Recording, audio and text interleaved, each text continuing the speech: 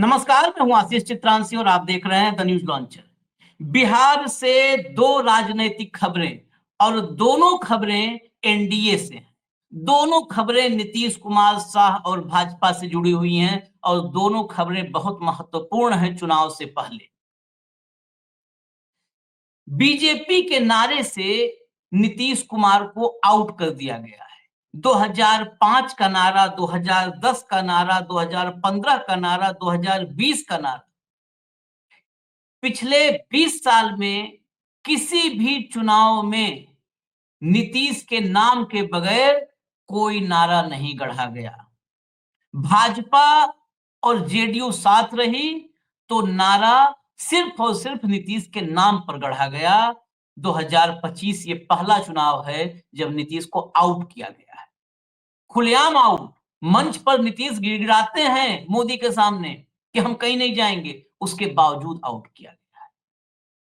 लेकिन इससे भी बड़ी खबर, शाह के दूत के सामने शाह ने अपने ही मंत्री को और अपने डिप्टी को भेजा था बिहार में, और शाह के उस डिप्टी के सामने, दूत के सामने हजारों भाजपा के कार्यकर्ताओं ने खुली बगावत कर दी। हाथों में पोस्टर, बैनर, विरोध में नारेबाजी, विधायक के खिलाफ बिल्कुल उग्र प्रदर्शन, गुस्सा। पुलिस के हाथ पांव फूल गए। जो एनडीए के, जो बीजेपी के संगठन के लोग थे, बीजेपी के, उन्होंने कोशिश की कंट्रोल करने की, नहीं कंट्रोल हुए। पुलिस वहां पर मौजूद थी। शाह के डिप्टी का कार्यक्रम था तो पुलिस की मौजूदगी होगी ही, और बिहार में सरकार है। पुलिस ने कंट्रोल करने की कोशिश की, पुलिस भी नहीं कंट्रोल कर पाई, हाथ पांव फूल गए। मैं आपको दोनों खबरें दिखाता हूं फटाफट, जो है छोटे से वीडियो में। सबसे पहले आप हेडलाइन देखिए, दूसरी खबर से शुरू करते हैं, फिर नारे वाले पे चलेंगे। देखिए, बिहार एनडीए कार्यकर्ता सम्मेलन में कुर्सी तोड़ विरोध, नित्यानंद राय के सामने हुई लोकल विधायक की फजीहत। जरा खबर लाइए, और खबर लाइए, खबर तो हो गई, जरा वीडियो आप दिखाइए, और पूरा वीडियो मैं निवेदन करूंगा ऑडियो खोल के सुनाइएगा, दर्शक सुने, फिर मैं खबर बता दूंगा। पहले वीडियो देखिए, चलाइए भैया वीडियो, पूरा वीडियो। और सभी अतिथियों का स्वागत करने के लिए जिंदाबाद, जिंदाबाद, हरीश जिंदाबाद, विजय मंडल जिंदाबाद। हेलो, श्री हेमंत सोरेन जी, उमानंद राय जी, बबलू यादव जी, रोहित कुमार जी, धनेश्वर पासवान जी, श्री विनोद पासवान जी, श्रीमती सरिता जी, योगेश मंडल जी,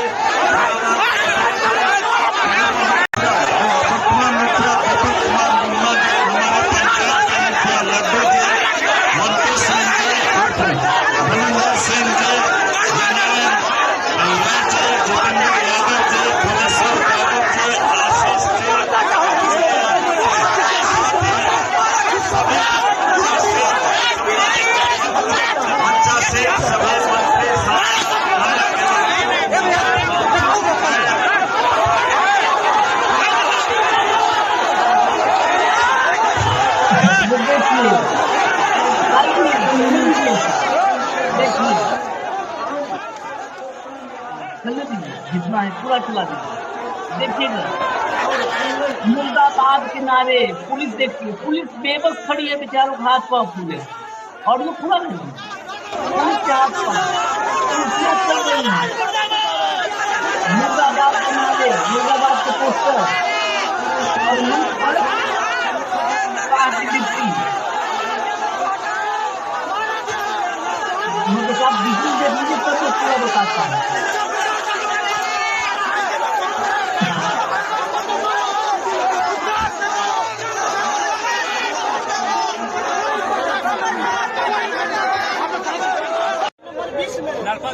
मैं अपने दावत औरैया जिला भारतीय जनताएं अब लोग इतना त्राहिमाम हो गए हैं, सबको आवेदन दिए हैं, डीएम साहब को भी दिए हैं, सांसद जी को भी दिए हैं।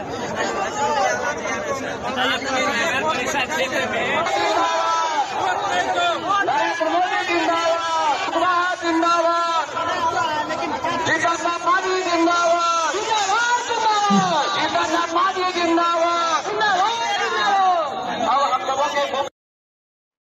मंच से मतलब देखिए भाजपा कहाँ पे पहुंच गई है। मंच से जबरन जिंदाबाद चल रहा है और जो जिंदाबाद करने वाली जनता है, जनता ही जिंदाबाद करती है। उसने नीचे कोहराम मचा रखा है, कुर्सियां टूट रही हैं, पुलिस कंट्रोल नहीं कर पा रही है, सबके हाथों में तख्ती, जो है बैनर पोस्टर सबके हाथों में। मैं पूरी खबर बता दूं, जो मंच पर थे, मैंने जो कहा था शाह के डिप्टी गृह राज्य मंत्री नित्यानंद राय, दिल्ली में बहुत वेट है। और सबसे बड़ी बात है कि शाह के मंत्रालय में, शाह के अधीन, शाह के साथ जो काम कर रहा है, उसकी तो वैसे ही भाजपा में ताकत ज्यादा मानी जाती है। तो जो है ये नित्यानंद राय गृह राज्य मंत्री हैं। कार्यक्रम था अररिया में, सीमांचल पर ज्यादा जोर है बीजेपी का, तो अररिया में नरपतगंज हाई स्कूल के मैदान में ये एनडीए की तरफ से विधानसभा स्तर पर कार्यकर्ताओं की मीटिंग का आयोजन हुआ था। नित्यानंद राय मंच पर मौजूद थे और उनके सामने ही भाजपा विधायक जयप्रकाश यादव का ये जो विरोध हुआ है, उन्हीं के सामने जयप्रकाश यादव भाजपा विधायक का विरोध हुआ है। विधायक के खिलाफ लोग काफी आक्रोशित और उग्र थे, जिसे शांत करने में एनडीए के संगठन से जुड़े अधिकारियों के साथ मौजूद पुलिस के अधिकारी भी नाकाम रहे। ये वहां की रिपोर्ट, में लोकल रिपोर्ट बता रहा हूं।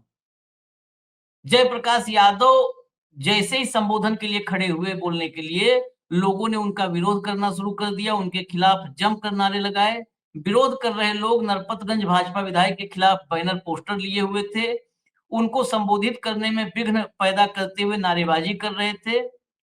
जयप्रकाश मुर्दाबाद, जयप्रकाश को हटाना है, नरपतगंज बचाना है, जयप्रकाश तेरी खैर नहीं, भाजपा से बैर नहीं, जैसे होर्डिंग बैनर सब ये लेकर के वहां पर रखे थे। इसके अलावा जो भाजपा के संगठन के लोग थे, वो बीच में आए समझाने बुझाने के लिए, लेकिन जब समझाने बुझाने में फेल हो गए, और फेल हुए नहीं, स्थिति ये आ गई कि जो समझाने बुझाने आए थे, उनके सामने भीड़ ने हाथों में चप्पल और कुर्सी उठा ली।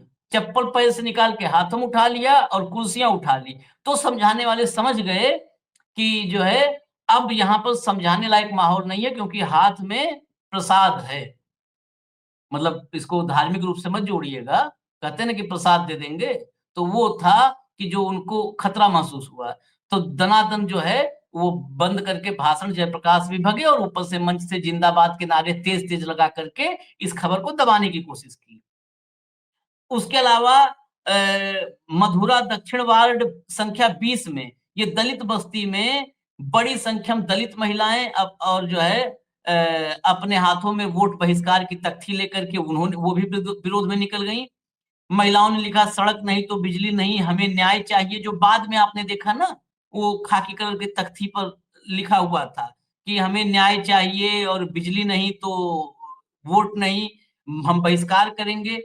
और वो सब बहिष्कार के लिए कि हम इस बार मतदान का बहिष्कार करेंगे। ये मतदाताओं को समझाने बुझाने और उनको लॉलीपॉप देने के लिए आए थे। उसका नतीजा, हाँ ये देखिए जो बाद वाला विजुअल है, इसमें ये न्याय नहीं, सड़क नहीं तो वोट नहीं, न्याय नहीं, ये सारा जो है इसमें है। अब इसके साथ-साथ मैंने दूसरी खबर जो कही थी, उस खबर पर भी हमारा ज़रूरी है चर्चा करना। ये लाइए ज़रा एक हेडलाइन पहले दिखा दीजिए, फिर इसके विश्लेषण पे चलते हैं। ये देखिए, बिहार में पिछली बार नीतीश कुमार, अब की बार एनडीए सरकार की बात क्यों? क्या है नए नारे के मायने? अब नए नारे के मायने अगर समझना है, तो आप नीचे ज़रा देखिएगा। नीचे देखिए, 2015 में बिहार में नारा था, बिहार में बहार है और नीतीश कुमार है। 2020 में नारा था, क्यों करें विचार, ठीक है तो है नीतीश कुमार। लेकिन इस बार जो बीजेपी ने नारा दिया है, वो है विकास की रफ्तार पकड़ चुका बिहार, फिर से एनडीए सरकार। मैं आपको सारे नारे बता देता हूं। 2015 में बिहार में बहार है, नीतीश कुमार है। 2005 में सुशासन बाबू, 5 में सुशासन बाबू, 10 में विकास पुरुष, 10 में विकास पुरुष वाला वो था। फिर 15 में बता ही दिया बिहार में बहार है, नीतीश कुमार है। 20 में क्यों करे विचार, ठीके तो है नीतीश कुमार। और 25 में पत्ता साफ। 25 में नारा क्या हो गया? 25 में नारा हो गया, विकास की रफ्तार पकड़ चुका बिहार, फिर से एनडीए सरकार। आखिर क्यों ऐसा हुआ? इसमें बहुत रॉकेट साइंस नहीं है। बिहार में जितने राजनीतिक दल हैं बीजेपी के अलावा, उन्होंने नीतीश कुमार को अब मात्र मुखौटा बताया है, लोगों के बीच में बता रहे हैं, जता रहे हैं और साबित कर रहे हैं। वो भले भाजपा की बी टीम, सी टीम कोई भी हो, पीके जिस भी भूमिका में हो, बी टीम, सी टीम हो, या उनकी भी राजनीतिक महत्वाकांक्षा स्वतंत्र हो चुकी हो, पीके का पहला फोकस, आरजेडी और सब तो हैं, लेकिन पहला फोकस नीतीश को रिप्लेस करने के लिए, बेसिकली बिहार में जो एक लड़ाई चल रही है ऐसे राजनीतिक दलों की, ऐसे नेताओं की जो न तो महागठबंधन में है और न एनडीए में है, वो नीतीश को रिप्लेस करना चाहते हैं, नीतीश का रिप्लेसमेंट बनना चाहते हैं। तो पीके के टारगेट पर सबसे ज्यादा नीतीश कुमार है। वो शुरू से आज नहीं, करीब करीब 10-11 महीने से हमने एक बार पूरा एक करके निकाला था कि नीतीश को मानसिक रूप से अस्वस्थ जो है घोषित करने की या साबित करने की कोशिश में है पीके। पीके नीतीश कुमार के मानसिक और शारीरिक स्थिति पर सबसे ज्यादा हमलावर है और उनकी पार्टी एक एक क्लिप निकाल करके भाई कंपाइल करती है। अच्छा, नीतीश कुमार ऐसा नहीं है कि बिल्कुल मानसिक रूप से स्वस्थ हैं कि नहीं है वो हम नहीं जानते, लेकिन नीतीश कुमार खुद ही इतना मौका देते हैं, कभी गमला किसी कपार पर रख देते हैं, कभी कुछ बोलते हैं, कभी किसी की तरफ बढ़ने लगते हैं, किसी को पकड़ने लगते हैं। तो नीतीश की हालत तो ये है, फुटेज में दिखता है। इन सारे क्लिप्स को कंपाइल करके नीतीश के मानसिक शारीरिक स्थिति पर सबसे ज्यादा हमलावर पीके हैं। पहले तेजस्वी यादव लिहाज करते थे, चाचा की वजह से लिहाज करते थे, बहुत लिहाज। इस मामले में तेजस्वी ने किया वाकई लिहाज, खूब लिहाज किया, खूब सम्मान किया। नीतीश कुमार अंड बंड भी बोलते रहे, उल्टा सीधा बोलते रहे, बदजुबानी करते रहे, मर्यादा लांघते रहे। अभी भी, अब तो कुछ भी तेरा बाप तेरा वो कुछ भी विधानसभा में करने लगते, उनको पता ही नहीं रहता है क्या बोल रहे हैं, हकीकत है वास्तव में। लेकिन पहले मर्यादा में थे। अब तेजस्वी ने भी मोर्चा खोल दिया है, सीधा सीधा बताते हैं कि नीतीश कुमार को पता ही नहीं है क्या चल रहा है। तो नीतीश की मानसिक और शारीरिक सेहत पर सवाल वहां से भी उठ रहे हैं। तो होल अपोजिशन पूरा, मतलब गैर एनडीए नेता जितने भी हैं, उनके टारगेट पर है नीतीश कुमार। कुछ नीतीश कुमार के वोट बैंक के लिए, कुछ नीतीश कुमार के रिप्लेसमेंट के लिए, लेकिन सब। इसके अलावा जितने छोटे मोटे सर्वे या ग्राउंड पर जो भी एनालिसिस या सर्वे हुए हैं, उन सब में नीतीश कुमार के खिलाफ एक बड़ा विरोध देखने को मिला है। अभी भी बहुत लोग कहेंगे कि नहीं, ग्रामीण क्षेत्रों में, महिलाओं में, लेकिन जो होता है ना सरकार विरोधी माहौल, तो सरकार विरोधी माहौल नीतीश कुमार के खिलाफ। और जितने सर्वे आ रहे हैं, तेजस्वी का नीतीश से 10-12% ऊपर ग्राफ होना ये साबित करता है कि नीतीश अब तेजस्वी से भी डाउन हो चुके हैं। तेजस्वी के सामने पिटा मोहरा है नीतीश। तो ऐसे पिटे मोहरे के नाम पर बीजेपी नहीं जाना चाहती। फिर कहेंगे कि मजबूरी क्या है, फिर बीजेपी रखी क्यों है? बीजेपी नीतीश की उपयोगिता समझती है। नीतीश के नाम पर वो, उसको अभी भी ये उम्मीद है, होगा क्या ये तो जो है सामने आएगा, लेकिन उसे अब भी उम्मीद है कि 14-15% मतदाता नीतीश के साथ रहने पर एनडीए में शिफ्ट होंगे। मिनिमम वो 14-15% सोच रही है, हो सकता है 16-17% भी उनके दिमाग में हो, खाका में उनके, लेकिन 14-15% वोट सोच रही है कि नीतीश साथ, 14-15% वोट एडिशनल, अतिरिक्त है। तो वो 14-15% की लालसा है। लेकिन अब बीजेपी ये मान चुकी है कि नीतीश के चेहरे पर नुकसान होगा, पहली चीज। दूसरी चीज, नीतीश अब इतने सेहतमंद और स्वस्थ नहीं है कि नीतीश अपने चेहरे के लिए हमसे लड़ पाए। दूसरी, ये ज्यादा महत्व, भाजपा ये समझ चुकी है कि अब नीतीश वो इधर से उधर खेला करना, बिस्मार्क टाइप 5 फुटबॉल बिस्मार्क को कहा जाता है दुनिया की कूटनीति में, दुनिया में सबसे बड़ा जो है कूटनीतिज्ञ बिस्मार्क को माना जाता है, जर्मनी का बिस्मार्क। ये मतलब 19वीं सदी के आखिरी दौर में बिस्मार्क था वहां। तो बिस्मार्क के बारे में कोट लिखते हैं इतिहासकार जो दुनिया के इतिहास को लिखे हैं, वो कोट करते हैं बिस्मार्क की कूटनीति को लेकर के कि ऐसी उसमें कूटनीतिक योग्यता थी मानो एक वक्त में वो 5 फुटबॉल खेल सकता हो और कोई भी फुटबॉल जमीन पर न गिरता हो। मतलब एक वक्त में 2 पांव पर 5 फुटबॉल उछाल रहा है, ऊपर खेल रहा है और कोई फुटबॉल जमीन पर नहीं गिर रहा है। जैसे होता है आप सर्कस में या मैजिक शो में देखते होंगे 5-6 बॉल लेके ऐसे करते रहते हैं और कोई बॉल नहीं नीचे गिरता। तो वो तो आसान है, लेकिन पैर वाला 5 फुटबॉल ये बड़ा टिपिकल है। सुनने में हो सकता है आसान लगे। तो वैसे ही नीतीश कुमार 5 फुटबॉल तो नहीं, लेकिन 2 फुटबॉल तो उनको मिले थे बिहार में और दोनों फुटबॉल से खेलते थे, किसी की जमीन पर नहीं गिरने देते थे। वो 2 फुटबॉल, एक भाजपा थी, एक राजद थी। लेकिन भाजपा अब समझ चुकी है ये फुटबॉल खेलना तो बहुत दूर की बात है, अपने पांव पर ढंग से चलने की स्थिति में नहीं है। इसीलिए आपने देखा होगा सम्राट चौधरी बार-बार जब भी वो निकलते हैं तो उनको गाइड करने के लिए सम्राट चौधरी, उनकी पार्टी का भी कोई नहीं, सम्राट चौधरी पकड़े रहते हैं जबकि राजकीय दौरा होता है तो ये बात बीजेपी को समझ में आ चुका है। इसलिए बीजेपी को बस उनके 15-14-15% वोट से मतलब है कि नीतीश के नाम पे आ जाए, बाकी नीतीश चुनाव के बाद आउट। अभी नारे से आउट हुए हैं, फिर चुनाव के बाद कुर्सी से आउट होंगे। ये तय हो गया है, ये फिक्स मान लीजिए। हालांकि केसी त्यागी जैसे लोग, इनकी भूमिका तो जो लोग जानते हैं इतिहास को लोकदल के जमाने से, वो पूरा कुंडली जानते हैं। वो बाबू जगजीवन राम के साथ जो बाबू जगजीवन राम की बहुत लोग बात करते हैं, बाबू जगजीवन राम प्रधानमंत्री क्यों नहीं बन पाए?